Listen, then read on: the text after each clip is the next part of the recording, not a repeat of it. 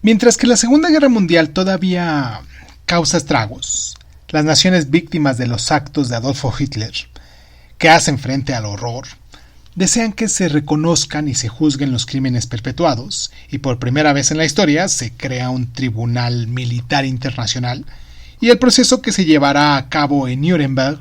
se entabla contra 24 dirigentes nazis y 8 organizaciones, todos ellos acusados de complot, de crímenes contra la paz, de crímenes de guerra y de crímenes contra la humanidad, y entre lo que fue el 20 de noviembre de 1945 y el 1 de octubre de 1946, se llevan a cabo 401 audiencias, durante las que se escuchan 94 testimonios y se analizan miles de pruebas escritas y se desvelan los abusos nazis, permitiendo que los 4 jueces titulares, representantes de las naciones aliadas, lo que es Gran Bretaña, Estados Unidos, Francia y la URSS, emitan un veredicto imparcial. Sin embargo, los juicios de Nuremberg se enmarcan también en un contexto más amplio, el de la jurisdicción penal internacional. Constituye su primera aplicación práctica y aporta una nueva reflexión sobre la forma de pronunciarse después de una guerra, abriendo la puerta a la creación de otros tribunales internacionales, y el veredicto, asimismo, nos permite definir jurídicamente las nociones de crímenes contra la paz, de crímenes contra la humanidad y de crímenes de genocidio. La mediatización de estos debates y la esperanza de los pueblos oprimidos por la Alemania nazi convierten el proceso en un momento crucial para la historia jurídica del siglo XX. Hoy aquí en Crimen Caldonares vamos a hablar de los juicios de Nuremberg. Vamos a hablar sobre este tipo de contextos. Vamos también a hablar de algunos actores principales, los jueces que dieron marcha sobre esto. Vamos a tener un pequeño resumen de lo que fueron los juicios, de cómo se fueron presentando, y pues nada, hay varias cosas, hay varios temitas de los cuales es importante destacar porque marcaron un hilo en la historia para después de eso ciertas naciones o ciertos personajes que han dañado a sus propias naciones sean juzgados a nivel internacional. Y pues nada, después de tanto rollo para iniciar nuestro programa, vamos a escuchar nuestro intro. Vamos, creo que ahorita estoy repitiendo mucho esa palabra. Y nada, pues vamos a escuchar nuestro intro y comenzamos. Yo soy Elvin Sun y pues muchísimas gracias por estar aquí con nosotros. No me estoy despidiendo, estoy empezando, ¿vale? Nomás que traigo tantas ideas en la cabeza, tantas cosas de las cuales quiero hablar que en ocasiones me confundo con el inicio. Bueno, vamos a escuchar nuestro intro y comenzamos. Cierra los ojos. Si escuchas que alguien se acerca, no temas. Todo estará bien.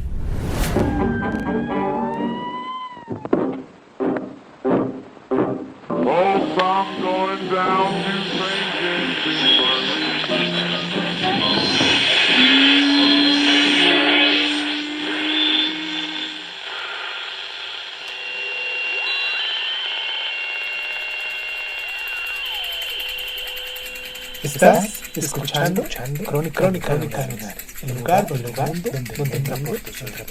tus oídos. Bienvenido. Desde la segunda mitad del siglo XIX, el armamento se perfeccionó más y el ejército profesional convivió progresivamente con el del reclutamiento, por lo que cada vez fue más difícil hacer una distinción entre los combatientes y los civiles. Y con tal de reglamentar mejor la guerra y de limitar los abusos,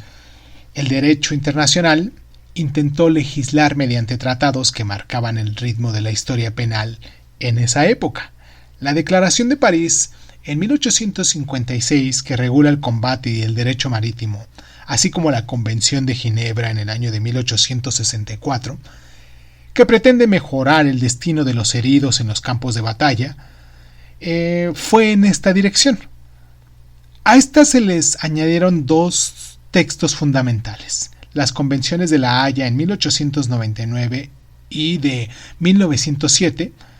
que definen los derechos y las costumbres de la guerra terrestre, insistiendo en el desarme y la prevención del conflicto. Sin embargo, la Primera Guerra Mundial y el uso de gases asfixiantes, la deportación de la población civil y la guerra submarina hicieron añicos todos estos reglamentos, y aunque al final del conflicto no se celebra ningún juicio, surge la reflexión para determinar las responsabilidades de cada nación. El Tratado de Versalles de 1919 señala a Guillermo II, rey de Prusia y emperador de Alemania, como el responsable del comienzo de las hostilidades tras la violación de la neutralidad de Bélgica y Luxemburgo. Incluso, el primer ministro inglés, David Lloyd George, pedirá que se ahorque al soberano germánico. Entonces, se dirigió una solicitud de extradición a Holanda para que ésta entregara al emperador con el objetivo de poderlo juzgar. Y asimismo, un artículo del Tratado de Versalles obligó al gobierno alemán a entregar a las potencias aliadas a los individuos acusados de haber incumplido las normas de la guerra. Sin embargo, Holanda se negó, y la petición del Tratado de Versalles no siguió adelante. No obstante, el Tribunal del Reich, la más alta instancia jurídica del Imperio Alemán, recibe la autorización de juzgar a los criminales de guerra. Entonces comenzaron los juicios de Leipzig, que transcurren en el tribunal de 1921 a 1922. Se llevaron a cabo 16 acusaciones, pero solamente una terminó en condena, la del teniente Ludwig Dittmar, responsable del torpedeo de un buque hospitalario inglés, que es condenado a 4 años de cárcel. Ahora bien, sin embargo, frente a los horrores cometidos durante el conflicto, las naciones aliadas consideran que los juicios son una farsa monumental. Y durante todo el periodo de entreguerras, se aprueban distintos tratados sobre este tema, entre los que se encuentran la idea de castigar no solamente a los estados, sino también a las personas físicas que actúan en el seno de los estados, y por consiguiente los juicios de Nuremberg representan el primer intento de dar una respuesta internacional a los crímenes perpetuados por los altos dirigentes nazis durante la Segunda Guerra Mundial. A lo largo de los combates, los dirigentes de las potencias aliadas defendieron la idea de que los responsables de la guerra tendrían que ser juzgados al final del conflicto, y a partir del 17 de abril de 1940 los gobiernos franceses, los ingleses y los polacos condenaron públicamente las atrocidades cometidas contra los judíos en Polonia. Un año después, el presidente estadounidense Franklin Roosevelt denuncia a su vez los crímenes inmorales de los líderes nazis y expresan su voluntad de que se castiguen las atrocidades nazis. El primer ministro británico, el muy conocido Winston Churchill, también apoya estas reivindicaciones. Ya en el 13 de enero de 1942, los representantes de los gobiernos de ese momento y de los países ocupados, cuyos gobiernos se encuentran exiliados en Londres, aceptan la declaración de St. James, que defiende esta idea y sienta las bases de la jurisdicción internacional. El general Charles de Gaulle, cuando firma este texto, afirma su voluntad de sancionar a los culpables y de no volver a cometer los errores del Tratado de Versalles. El 30 de octubre de 1943, la Declaración de Moscú, firmada por Gran Bretaña, también por los Estados Unidos y la URSS, establece la jurisdicción bajo la que se tendrá que juzgar a las personas que hayan cometido crímenes durante la guerra. Si los abusos se han perpetrado en un único país, serán juzgados por este, y si por el contrario las atrocidades se han cometido en más territorios, serán condenados por una decisión conjunta de los aliados. No obstante, no habla sobre la manera de pronunciarse, mientras que hay opiniones divergentes sobre lo que fue este punto. Durante la conferencia de Teherán, lo que fue Franklin Delano Roosevelt y Winston Churchill expresan su voluntad de que los acusados sean ejecutados sin comparecer ante un tribunal, pero Joseph Stalin rechazó la propuesta. Ahora, con la llegada al poder del presidente Harry Truman, las proposiciones estadounidenses evolucionan hacia una idea de un proceso internacional al que De Gaulle se muestra más favorable, y la idea se abre camino, y al producirse el armisticio todos lo aceptan. Inmediatamente Harry Truman se encarga de la preparación de los juicios de Robert Jackson, juez de la Corte Suprema, y este último se irá a Londres el 20 de junio de 1945 para hablar de su organización con los británicos, y los estadounidenses ahora tienen la voluntad de centrar la audiencia alrededor de la acusación del complot nazi y de los crímenes contra la paz para condenar a los que decidieron, pero también prepararon y organizaron la guerra. Asimismo, quieren llevar a cabo el proceso del sistema nazi a través de las organizaciones que participaron en su funcionamiento, pero todavía no saben si solo un gran proceso será suficiente. Ahora bien, los ingleses, por su parte, desean sobre todo que el juicio sea rápido. Las dos naciones se ponen de acuerdo y los británicos avanzan, y los primeros nombres son acusados. Los días 24 y 25 de julio, las delegaciones francesas y soviéticas llegan también a su vez a Londres, puesto que sus países fueron el escenario de enfrentamientos, y rechazan la noción central de crímenes contra la paz y prefieren el concepto de crímenes de guerra. Efectivamente, según ellas, lo que representa un problema no es tanto el hecho de haber declarado la guerra, sino los medios utilizados a lo largo de este conflicto, y después de muchas negociaciones, las cuatro naciones llegaron a un acuerdo. El 8 de agosto de 1945, si no mal recuerdo, se firma el Acuerdo Cuartipartito de Londres, que define el estatuto de las reglas de funcionamiento del tribunal, y se crea el Tribunal Militar Internacional de Nuremberg. Las naciones aliadas presentan todas a otros estados que aceptaron los acuerdos de Londres, y así Francia representa a Bélgica, Luxemburgo, los Países Bajos y Noruega, y los cargos se definen en los acuerdos establecidos en Londres. Al principio son tres: crímenes contra la paz, crímenes de guerra y crímenes contra la humanidad. El objetivo principal de esta última noción es castigar la organización de la deportación y de la masacre sistemática de la población desarmada. Sin embargo, estos tres tipos de crímenes no cubren todos los abusos nazis, por lo que corre el riesgo de que algunos acusados escapen de estos juicios. Por consiguiente, a los primeros cargos se le añade un cuarto, que incluso se convierte en el central, el relativo a la idea de complot. El concepto de conspiracy, lo que significa complot, procede del derecho británico y es desconocido para los profesionales del derecho francés y soviético. Así pues, para que el cargo aparezca en el proceso, haría falta que los estadounidenses y los británicos ejerzan una gran presión. Esta noción se desprende de la idea de que la infracción haya sido premeditada y concebida por varias personas en secreto, que constituye un crimen. La composición definitiva de la lista de los acusados no se realiza de la noche a la mañana, claro que no. Las delegaciones británicas y los estadounidenses se detienen primero en 10 personas que ocuparon altos cargos en el seno del régimen nazi. Los británicos añaden a 7, entre las que se encuentran Adolfo Hitler, cuya muerte todavía no se ha declarado de forma oficial, y sin embargo, su nombre se tacha de la lista el 18 de octubre de 1945, día en el que se abre el proceso cuando las 4 naciones se ponen de acuerdo sobre la lista final. En total se juzgarán a 24 dirigentes nazis. Entre ellos están Hermann Göring, que fue mariscal del Tercer Reich, Rudolf Hess, que fue secretario personal del Führer, y jefe de la Cancillería del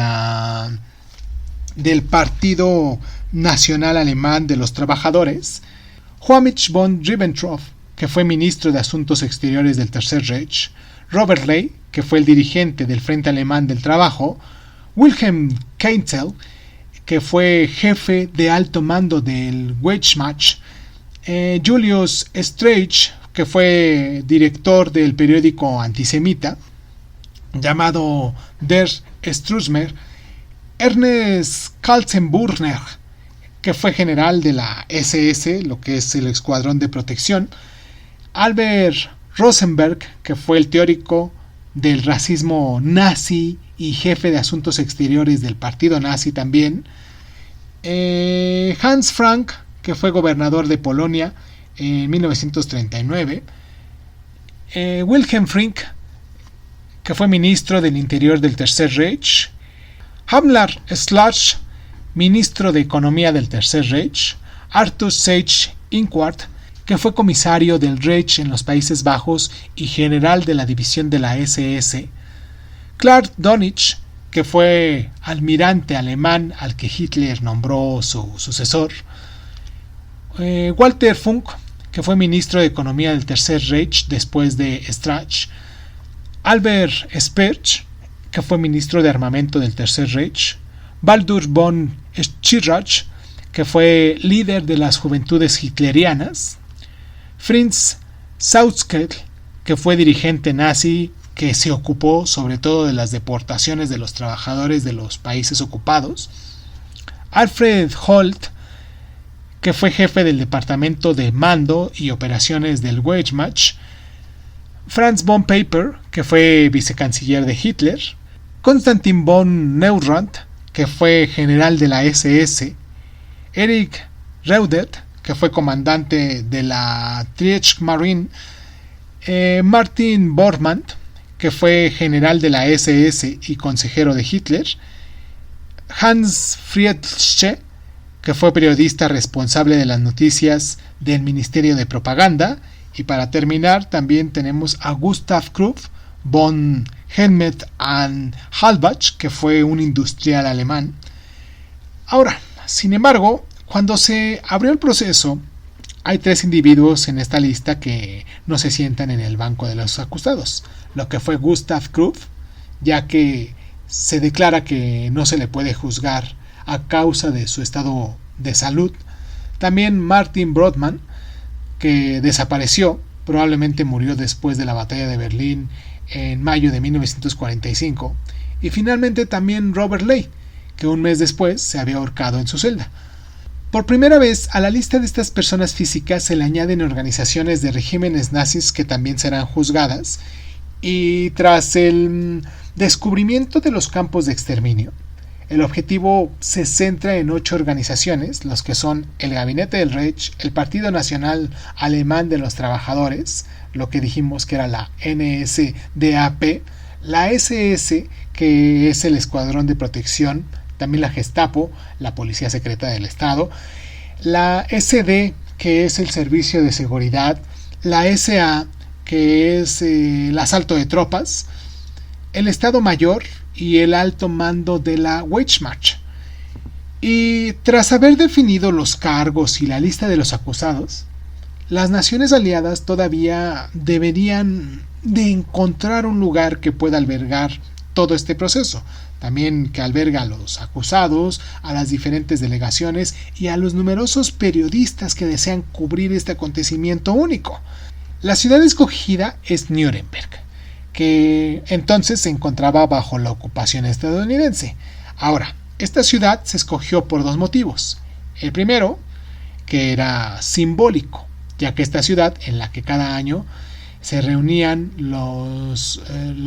del Partido Nacional Socialista Alemán de los Trabajadores, y es la capital ideológica del Tercer Reich. Y la segunda es de orden práctico, ya que al salir de la guerra, Alemania está en ruinas, pero la ciudad de Nuremberg, bombardeada por los aliados en 1945, aún conserva, no obstante, algunos edificios intactos. entre los que se hallan las infraestructuras necesarias para la organización y el desarrollo del progreso.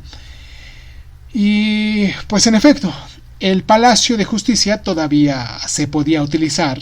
y tiene la particularidad de estar directamente conectado a la cárcel por un túnel subterráneo, lo que refuerza toda la seguridad. Vamos a hacer nuestra primera pausa porque ya se me secó la garganta y necesito tomar agua, necesito traer un vasito con algo para poder refrescar. Si están ustedes escuchándonos en este momento, me gustaría mucho que se acercaran a algo también para poder combinar con nosotros, porque nos vamos a meter de lleno con los actores principales. Es un tema que me apasiona y que me gusta muchísimo y que disfruto hacerlo con ustedes.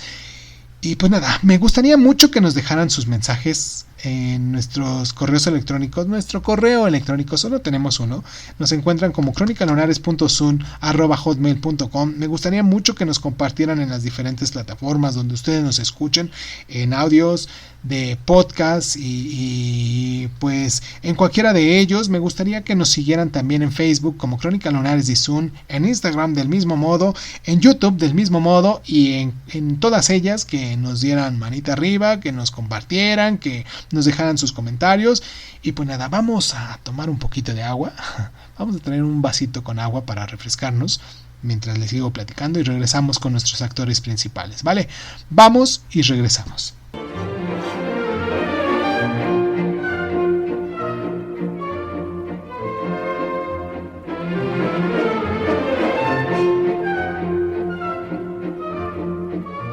Originario de Bruce Wells, en el país de Gales, Geoffrey Lawrence nació el 2 de diciembre de 1880 en una familia de la nobleza británica.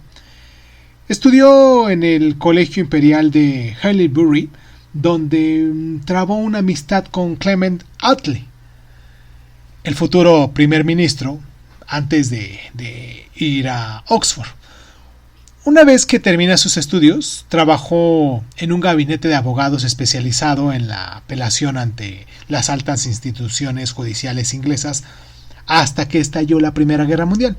Y a lo largo de esta destaca en el seno del Regimiento Real de la Artillería e incluso recibe la consideración de la Orden de Servicio Distinguido. A continuación, al final del conflicto, Lawrence continuó su carrera de jurista y se especializa en la apelación ante el Consejo Privado, un órgano consultativo que tiene la misión de aconsejar al soberano sobre los asuntos de la Gran Bretaña, y ya en 1927 entra en el Consejo Privado y se convierte en Procurador General del Príncipe Eduardo de York hasta 1944, cuando es nombrado juez del Tribunal de Apelación de Inglaterra. Ahora, gracias a su larga experiencia jurídica, sus homólogos le exigen para encabezar la delegación británica en los juicios de Nuremberg, e incluso a continuación fue designado presidente del tribunal. Con su elección, sus homólogos quieren homenajear la valentía que Gran Bretaña demostró durante todo el conflicto.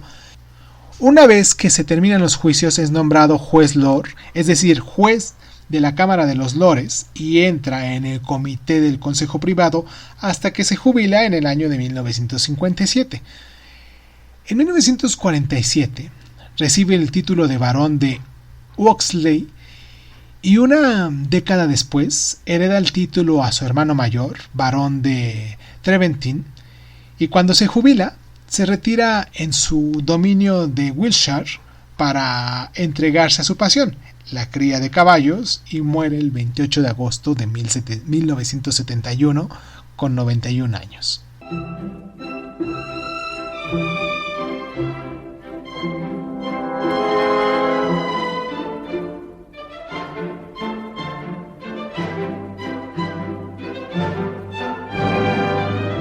Hablemos de Robert Jackson, que fue juez de la Corte Suprema. Robert Jackson nació el 13 de febrero de 1892 en Pensilvania, creció en el estado de Nueva York y pronto se decidió a emprender una carrera de jurista. Ya con 18 años entró como aprendiz en un gabinete de abogados en Jamestown, Virginia, donde más tarde fundó su propio gabinete incluso antes de haber obtenido el diploma de la Facultad de Derecho de Albany, y oficiará durante todos los siguientes 20 años. Y Robert Jackson, cercano al presidente Franklin Roosevelt, entra en su servicio a partir de 1934 y ocupa diferentes puestos hasta 1940, cuando es nombrado Procurador General de los Estados Unidos, y un año después se convierte en juez de la Suprema Corte, un cargo que ocupará hasta que fallece porque son vitalicios. Jackson, que poseía grandes habilidades de escritura y elocuencia, escribe en 1943 la sentencia Barnette, un texto que dispone que los niños ya no están obligados a recitar el juramento de lealtad en sus colegios, y un año después vuelve a encontrarse en medio de una sentencia en el caso de Cottonmouth contra United States, que cuestiona la legalidad del internamiento de los estadounidenses de origen japonés en la costa oeste durante la Segunda Guerra Mundial. Y a causa de su brillante carrera como jurista, el presidente Harry Truman le escoge para preparar los juicios de Nuremberg y se convierte en el procurador general de todos estos. Y al final del proceso, Robert Jackson continúa su carrera de juez en la Corte Suprema y muere el 9 de octubre de 1954 con 62 años.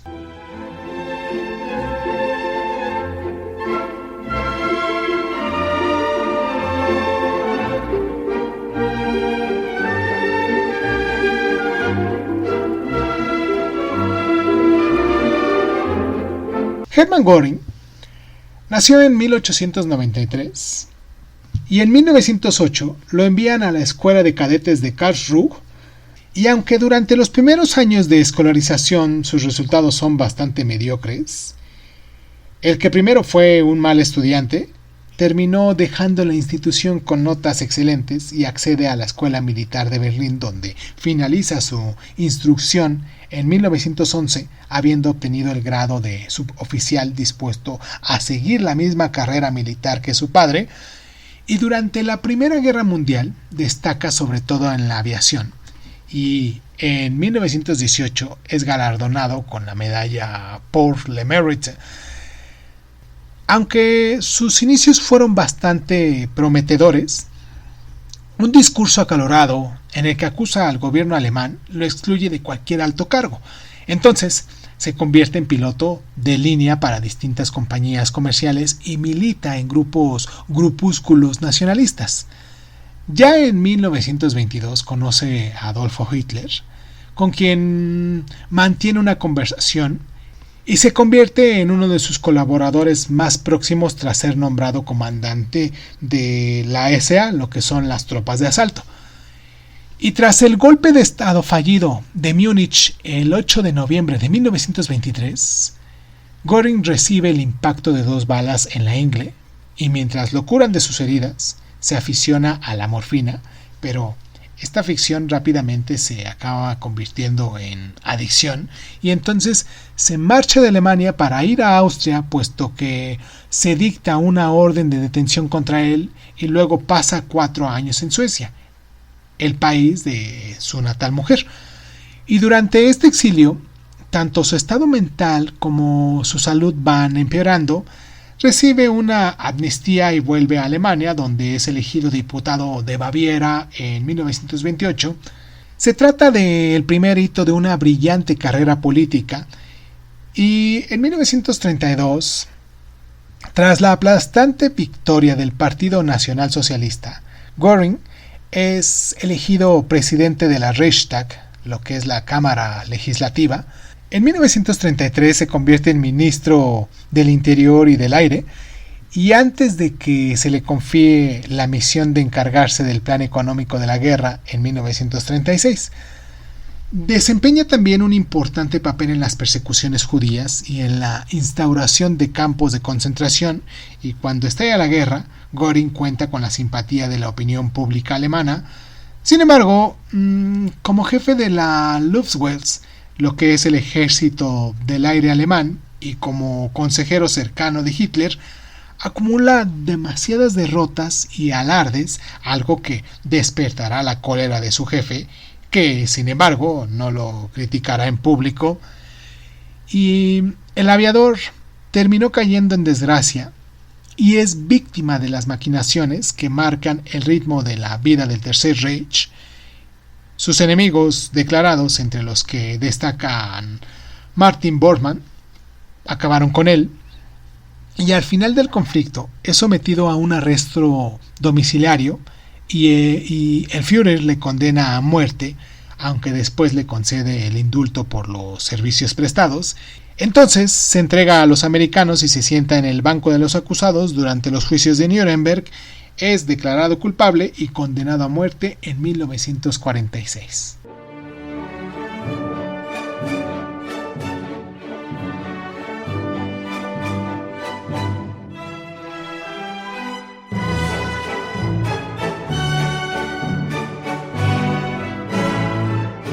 Albert Speer nació en 1905 en el seno de una familia acomodada. De muchacho, joven y deportista, cursa estudios de arquitectura y siguiendo los pasos de su padre y su abuelo, ambos arquitectos, y nada más obtendría el título de arquitecto, se convierte en asistente del conocido Heinrich Tessenow y se casa con Margaret Weber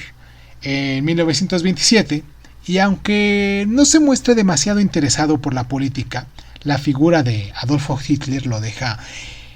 electrizado durante un desfile y se une al partido nazi en 1931, y tras haber realizado distintas tareas en la organización,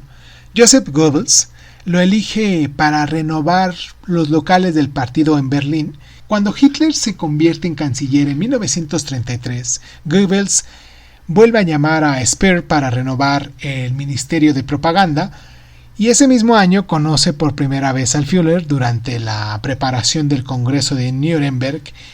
la reunión general del Partido Nacional Alemán de los Trabajadores, y a continuación el canciller se interesa con regularidad por el trabajo del joven arquitecto y lo hace entrar en su círculo en 1934.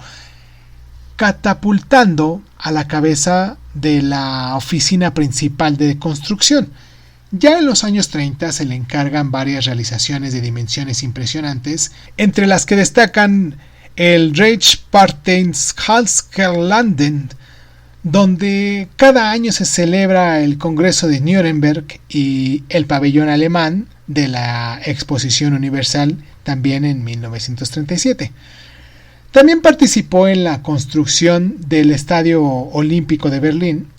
y sin embargo su principal realización es una nueva Cancillería del Reich bombardeada y destruida por las fuerzas británicas al final de la guerra. Igualmente concibió un plan faraónico para reconstruir Berlín, y a lo largo de todos estos años Speer entabla una profunda amistad con Hitler, algo que durante los juicios de Nuremberg le llevará a afirmar que si Hitler tuvo algún amigo, ciertamente él habría sido uno de sus amigos más cercanos. Ya en 1942, tras la muerte de Fritz Todt, Speer se convierte en ministro de armamento, una función que acepta con cierta reticencia y que despiertan los celos de Göring, y más allá de sus competencias ministeriales, tiene que enfrentarse a Goebbels, Brodmann y el ministro de Interior Heinrich Himmler, que sueña con ocupar su lugar. Y cuando el Reich está en decadencia, Speer se distancia de Hitler y le desobedece, rechazando practicar la política de tierra quemada en las zonas ocupadas en Alemania. Se refugia en Hamburgo, donde es detenido por los americanos el 15 de mayo y luego coopera con la potencia transatlántica. Y tras los juicios de Nuremberg, Speer cumple su condena en la cárcel de Spandau hasta octubre de 1966 y a continuación pasa el resto de su vida escribiendo libros sobre el Tercer Reich que constituyen uno de los testimonios más ricos de ese periodo y finalmente muere en 1981 con 76 años.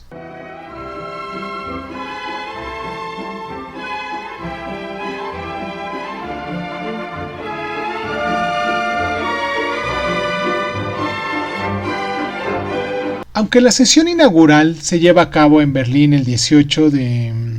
octubre de 1945, la verdadera apertura del proceso transcurre el 20 de noviembre de 1945 en Nuremberg y está marcada por la lectura del acta de acusación por parte de los procuradores de cada nación aliada, que dura casi 5 horas.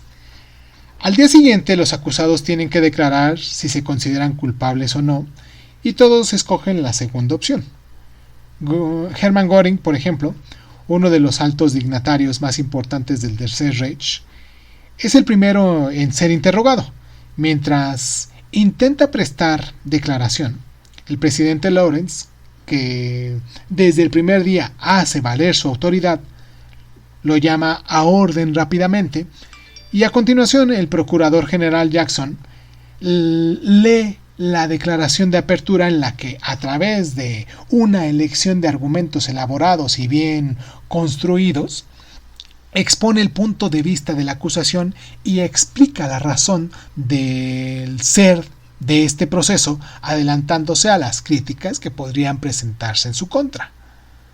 Cada turno de palabras se traduce simultáneamente, algo nuevo para esa época y que obliga a los interventores a hablar lentamente.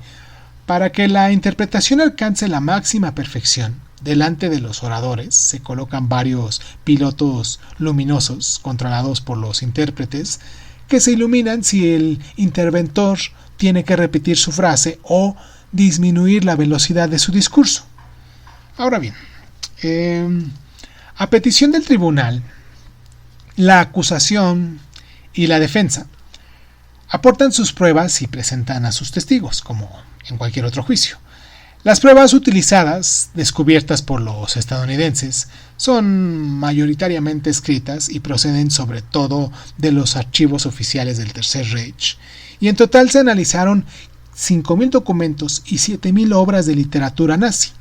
Una de las fuentes centrales de los juicios es el diario de Hans Frank, gobernador del partido nazi, que recibe el sobrenombre de Verdugo de Polonia, tras su papel en el exterminio de los judíos del país.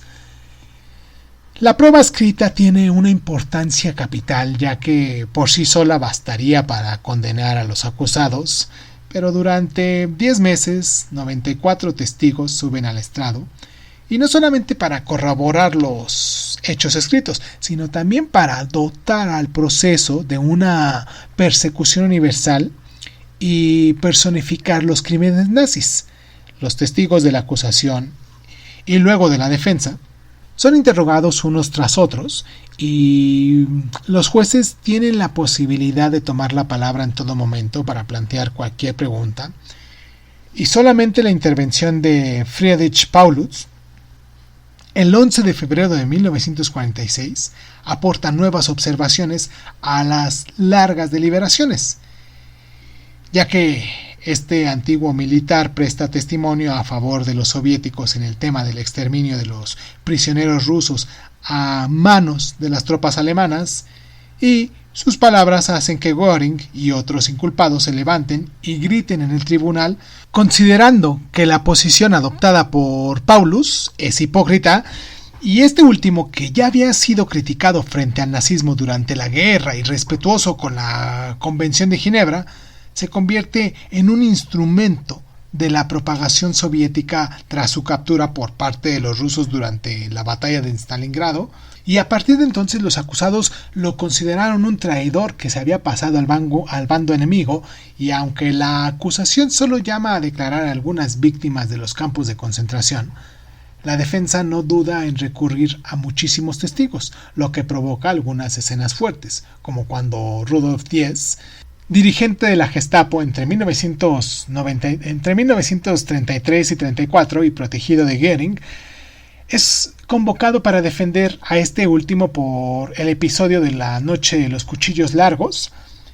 y el Tribunal Militar Internacional respeta en gran medida el derecho anglosajón, por lo que los acusados tienen la ocasión de testificar en su propio juicio, y así, tras 4 meses de deliberaciones, Göring es el primero en testificar en uno de los momentos claves de este acontecimiento. Respondiendo a las preguntas de su abogado, Göring seduce al auditorio y se burla del procurador Robert Jackson, al que le cuesta esconder su enfado, algo que provoca risas entre la audiencia. Tras una cura de adelgazamiento obligada y rehabilitado por su morfinomanía, el mariscal del Tercer Reich habla como un hombre que sabe que está condenado y que no se esconde de sus actos. Logra seducir al público, gana el duelo contra el procurador estadounidense y refuerza la valentía de los demás acusados, y termina su declaración con una diatriba de 6 horas en las que reafirma su pertenencia a la ideología nacionalsocialista. Otra declaración importante es la de Albert Speer, el arquitecto del Tercer Reich y ministro de Armamento de Guerra. Sorprende al auditorio asumiendo sus responsabilidades, mientras que sus condiscípulos, enardecidos por la intervención de Göring, eligen una línea de defensa bravucona sin poner en entredicho el régimen nazi ni las acciones de Adolfo Hitler. El arquitecto, que en el momento de los hechos intentó suavizar las condiciones de los trabajadores del servicio de trabajo obligatorio y plantó cara a Hitler sobre el fin de la guerra al rechazar aplicar la política de tierra quemada, se gana la clemencia del tribunal gracias a su autocrítica, y a través de los cargos, los juicios de Nuremberg arrojan la luz sobre las deportaciones de poblaciones, el saqueo económico, los crímenes, la guerra en el mar y el genocidio judío, y el mundo entero descubre la locura manipuladora de los dirigentes nazis, así como el complot llevado a cabo para legitimar el ataque a Polonia. Y una de las cuestiones centrales de los juicios de Nuremberg es la del genocidio judío, y el ministro público que representa a la acusación a través de los distintos procuradores de las naciones aliadas llama a algunos testigos de cargo para que expliquen el proceso de exterminio de la población judía. El director de campo de Auschwitz-Birkenau, Rudolf Höss, el antiguo dirigente de la Einsatzgruppe de la policía política militarizada del Tercer Reich, Otto Ollendorf, y el antiguo miembro de la SS, Dietrich Wislicenny, suben al estrado sucesivamente y explican a los jueces los métodos que utilizaron los nazis para erradicar a un pueblo, y además se proyecta un documental que muestra el descubrimiento de los campos de exterminio por parte de los aliados y que provoca varias acciones entre los acusados. Entre ellos, Hans Frank rompe a llorar, pero Göring intenta defenderse evocando el Führerstaat, la idea según la cual el Estado está dirigido por un solo líder que es el único responsable, ya que todos tienen que obedecer a ciegas. Sin embargo, el procurador adjunto francés Edgar Faure desbarató la idea de Göring. Algunos acontecimientos a los que se hace referencia durante el proceso provocaron malestar en los bandos soviéticos, y aunque la URSS paga un alto precio durante el conflicto, su presencia al lado de los vencedores no está rodeada de polémica, pero tampoco se escapa de los reproches. Hay 2 puntos que principalmente arrojan dudas sobre algunas acciones soviéticas en las que los juicios de Nuremberg no lograron dilucidar todas las incógnitas. El primero de ellos, el pacto secreto germánico, y el segundo, la masacre de Katyn, del pueblo ruso. En lo que se refiere al primero, se conoce la existencia del pacto de no agresión que vinculaba a la Alemania hitleriana y a la URSS, firmada en 1939. Sin embargo, el proceso revela otro acuerdo, esta vez secreto, aprobado por las dos naciones, y que prevenía un reparto de los territorios entre los dos firmantes una vez que hubieran terminado el conflicto y la anexión. El procurador soviético Roman Rudenko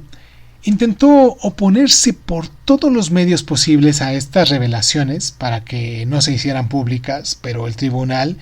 quería conocer la verdad sobre este asunto un tanto oscuro para los soviéticos, y aunque se descubre el acuerdo, la URSS no siente una preocupación jurídica por este asunto. La masacre de Katyn, mencionada en el acta de acusación, es un tema todavía más espinoso que finalmente no aparecerá en los juicios. La cuestión central que se debate durante este proceso hace referencia a las fechas en las que se acometen las atrocidades contra los polacos, y aunque los alemanes declaran que la masacre tuvo lugar durante la primavera en 1940 y que la perpetraron las tropas soviéticas, el segundo procurador soviético, Podsovsky, afirma que los hechos se remontaron a otoño de 1941, cuando el bosque de Katyn estaba bajo el yugo germánico. Tanto la defensa como la acusación presenta 3 testigos que se contradicen continuamente, y tras 2 días de debates agitados, el tribunal es incapaz de distinguir lo verdadero de lo falso. Ahora bien, vayamos a hablar ligeramente de la masacre de Katyn. Las atrocidades cometidas por la policía soviética, la NKVD, durante la primavera de 1940, son el símbolo de los crímenes que durante esta época cometió la URSS contra la población polaca. Bajo las órdenes de Stalin, se abate con una bala en la nuca a los prisioneros polacos, también a los que fueron hostiles a la ideología comunista, y entre agosto de 1941 y la primavera del 43, el número de víctimas ascendió a más de 11.000 muertos. Mientras que Stalin intenta que las responsabilidades de estas ejecuciones caigan sobre los nazis, durante los años 50, un informe del Congreso de los Estados Unidos confirma las responsabilidades de los soviéticos en estas masacres, y el 14 de diciembre de 1992 el presidente ruso Boris Yeltsin confió una copia de los documentos firmados por Stalin que demuestra la masacre a su homólogo polaco, Lech Walesa. Ya el 31 de agosto de 1943, tras 9 meses de este proceso, acalorados y cansados, 9 meses de este proceso, los acusados tuvieron la oportunidad de prestar una última declaración en la que se retransmitirá por todas las radios antes de que se dicte la sentencia, lo que fue el 1 de octubre. Pero los jueces, antes de pronunciar su veredicto, deben de deliberar, y aunque todos pueden expresar su opinión, solamente los jueces titulares tienen el derecho a votar las penas, y para que se adopte una decisión hay que obtener la mayoría de los votos. En caso de empate, el juez presidente Lawrence es el encargado de hacer descanse de la balanza, y aunque el principio parece muy simple, la liberación sobre el destino de algunos acusados origina largos debates. Y esto ocurre, por ejemplo, en el caso de Rudolf Hess, secretario particular de Hitler y representante oficial del partido nazi, que mientras que los jueces anglosajones quieren condenarlo a cadena perpetua, el juez francés se decanta por 20 años de encarcelamiento y el juez soviético aboga por la pena de muerte. En el bando francés piden 5 años de cárcel, mientras que los Estados Unidos son partidarios a la pena de muerte. Y en esta última instancia, el economista pues fue absuelto. Durante las liberaciones surge otra problemática, esta vez relacionada con la ejecución de los acusados. Hay que determinar ahora cómo se realizarán las ejecuciones, y también esta vez las opiniones tienden a ser muy diferentes. La URSS se muestra a favor del fusilamiento, también llamado la muerte del soldado, en vez de la muerte humillante por ahorcamiento que propone Lawrence y el juez de los Estados Unidos. Francia, por su parte, propone deliberar caso por caso, aunque los demás jueces aceptan la propuesta. En práctica, a los condenados a muerte que serán ahorcados. A la hora del veredicto, a las vísperas del veredicto, por decirlo de algún modo, el 30 de septiembre de 1946, el procurador general Jackson lee su juicio y presenta sus requerimientos finales. Así, se pasa revista a los crímenes del régimen nazi y a los acusados, y la mañana del 1 de octubre el presidente Lawrence toma la palabra y se pronuncian las decisiones individuales una tras otra, y por sorpresa general los 3 acusados son absueltos: el periodista francés Fritzsche, el diplomático Franz von Papen y el ministro de Economía Hjalmar Schacht, ya que el primero, cercano a Joseph Goebbels, es considerado antisemita, pero nunca instigó al exterminio ni a la persecución del pueblo judío, y el segundo fue embajador en Turquía durante la guerra, y el tercero, encarcelado en Dachau desde el atentado frustrado en 1944 contra Führer. Todos son tachados de cobardes, pero no pueden ser acusados por el tribunal de los crímenes que se les imputan a los otros detenidos. Tras el almuerzo, se reabre la sesión a los 19 hombres considerados culpables, que pasan por turnos por el banquillo de los acusados para escuchar la sentencia, y 12 de ellos a muerte, 7 a penas de cárcel, y no hay que olvidar que entre los 24 acusados, Martin Bormann es considerado a muerte en rebeldía, cadena declarada en la ausencia del acusado, ya que se cree que ha escapado, y que Gustav Truff es declarado incompetente para comparecer en juicio porque está muy enfermo, y que Robert Ley se suicida antes del proceso. Las reacciones a las sentencias varían entre estos condenados, y algunos de ellos presentan un recurso de gracia por razones varias, entre ellos Alfred Schott, jefe del Estado Mayor del Ejército del Tercer Reich, y Himmler Kleik, jefe del alto mando del Wehrmacht, que reclaman el derecho a ser fusilados; Heinrich Reichster, comandante jefe de la Marina, que prefiere ser condenado a muerte antes de cumplir con la pena de muerte a cadena perpetua; y en cuanto al abogado de Göring, intenta inmutar la pena de muerte de su cliente en una pena de cadena perpetua sin que éste lo hubiera pedido. Los acusados tienen 4 días para interponer sus recursos, pero estos son también desestimados. Y el 15 y 16 de octubre de 1946 los condenados a muerte son ahorcados, salvo Göring, que se suicida la noche anterior tomando una cápsula de cianuro. Y en lo que se refiere a las organizaciones, hay 4 que son condenadas y declaradas criminales. El Partido Nacional Alemán de los Trabajadores,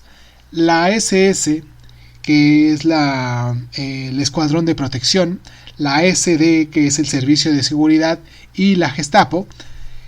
Y la idea de que los miembros de las asociaciones sean condenadas al mismo tiempo que éstas por cuestión de rapidez se descartó,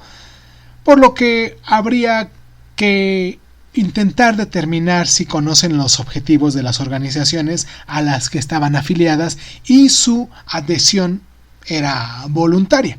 Y aunque la SA y el gobierno del Reich no son investigados por la acusación colectiva, esto no impedirá que los miembros de estos grupos sean condenados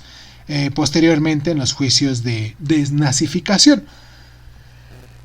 Los 3 absueltos no son libres y deberán comparecer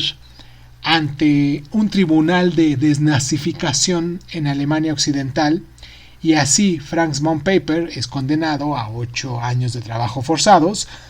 y en 1949 es liberado tras la apelación e intenta volver al escenario político sin éxito, y finalmente pasa el resto de sus días escribiendo varias novelas en las que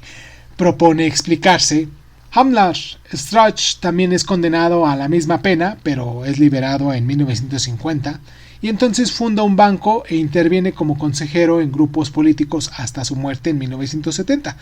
Por su parte, Hans Fritzsche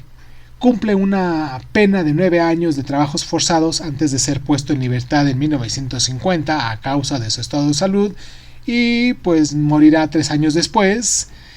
Y 9 meses después de la sentencia de los juicios de Nuremberg, los detenidos declarados culpables son transferidos a la cárcel de Spandau en Berlín o del Oeste, bajo la vigilancia de las grandes potencias, y sus destinos son distintos. Por ejemplo, Konstantin von Neustadt, Walter Funk y Ulrich Raeder son liberados por razones de salud en los años 50 y mueren todos pocos después. Kram Donich, gran almirante de la Alemania nazi, fue puesto en libertad en 1956 tras haber cumplido su condena de 10 años, y 2 años después publica sus memorias y muere en 1980 de un ataque al corazón. Albert Speer fue puesto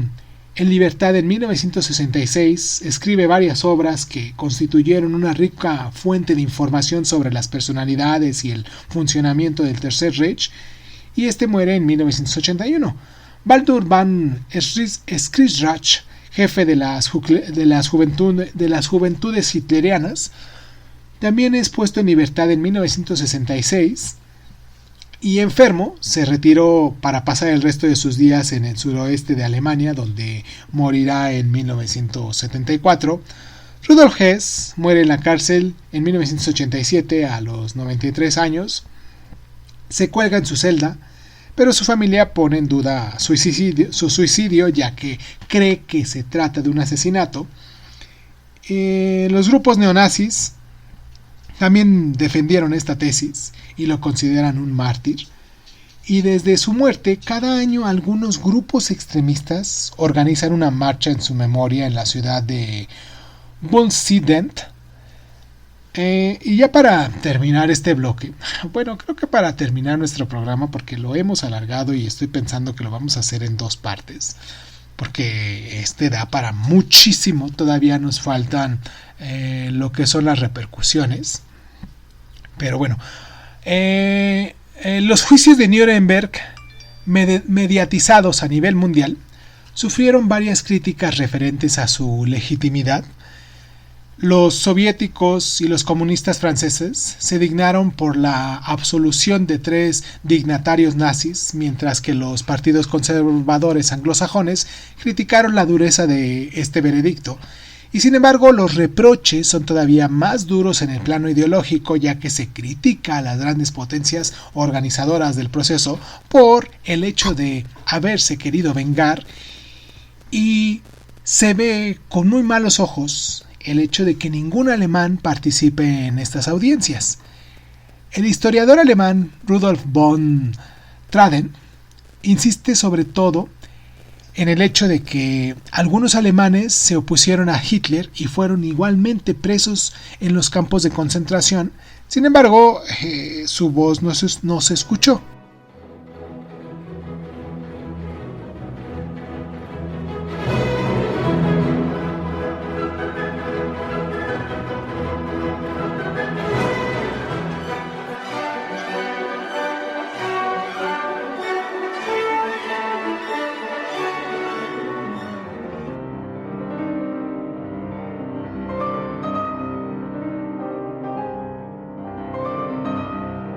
Existen numerosos juicios que pretenden castigar los crímenes nazis y que suceden a los de Nuremberg. En particular, hay uno que se desprende de directamente, el de Adolf Eichmann, alto funcionario del Tercer Reich capturado por Israel en Argentina,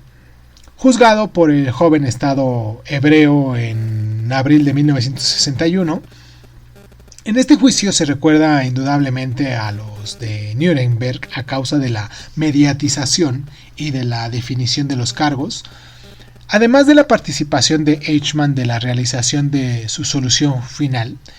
El genocidio judío se descubrió durante las audiencias presididas por Lawrence, y el objetivo del progreso era darle una dimensión humanitaria al exterminio judío para permitir que los espectadores se identificaran con el pueblo deportado, algo que Nuremberg no logró conseguir, y finalmente el acusado es condenado a ser ahorcado y es ejecutado el 31 de mayo de 1962. Los juicios de Nuremberg y el de Eichmann se convirtieron durante los años subsiguientes en una verdadera fuente de inspiración para los juicios de este mismo tipo, y así el 25 de mayo de 1993 el Consejo de Seguridad de la ONU creó un tribunal internacional en La Haya para juzgar a los crímenes cometidos en la antigua Yugoslavia, y se trata de un paso hacia adelante en la creación de la jurisdicción permanente, siguiendo el ejemplo del tribunal de Ashura, en lo que está en Tanzania, encargado de pronunciarse sobre las atrocidades cometidas en Ruanda en el año de 1994. El establecimiento de la Corte Penal Internacional, que hacía décadas que se reclamaba, tiene lugar al final de los años 90. Sin embargo, aunque su estatuto se firma el 17 de julio de 1998, la creación de la Corte data oficialmente del 1 de junio del año 2002. La noción del crimen contra la humanidad aparece por primera vez durante los juicios de Nuremberg y se enmarca en un contexto preciso. Desde el artículo 7 del Estatuto de Roma de la Corte Penal Internacional cobra un significado más amplio y se define de la siguiente forma: violación deliberada de los derechos fundamentales de un individuo o de un grupo de individuos, inspirada por motivos políticos, filosóficos, radicales o religiosos. Aquí cabe destacar que durante el proceso de Nuremberg el genocidio judío no se consideraba crimen contra la humanidad a efectos jurídicos, ya que en ese momento no se había establecido el vínculo entre la guerra de agresión y persecución hacia este grupo religioso. La prueba de este concepto evoluciona durante la segunda mitad del siglo XX, y es que Klaus Barbier, apodado el carnicero de Lyon, comparece ante el Tribunal Penal del Departamento de Rodano en el año de 1987 bajo el cargo de crimen contra la humanidad debido a su responsabilidad en la deportación de los judíos en Francia.